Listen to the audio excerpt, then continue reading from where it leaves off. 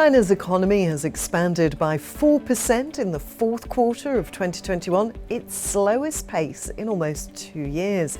Let's take a closer look. I'm Rachel Jones and this is kalkinemedia.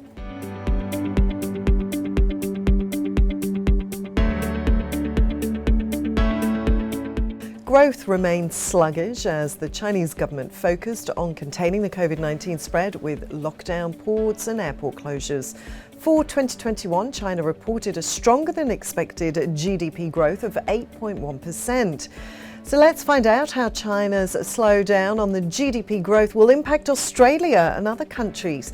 But first, let's look at China's current economic condition. Well, data suggests that consumer spending in Australia's biggest trading partner, China, has slowed sharply in the fourth quarter of 2021. Retail sales increased by only 1.7% annually in December compared to 3.9% in November. Speaking about housing figures, they were also disappointing in December.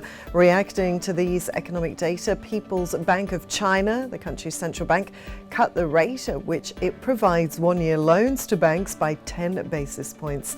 The bank has also injected liquidity into the economy. Meanwhile, due to the Omicron outbreak, Beijing has imposed strict measures. The lockdown imposed in various cities would impact on manufacturing activity in the coming days for China. With the expected slowdown in manufacturing, economists believe Beijing could introduce further stimulus measures to regain the lost momentum in economic growth. Now, coming back to the most important point, how will slowdown in China's GDP growth impact Australia?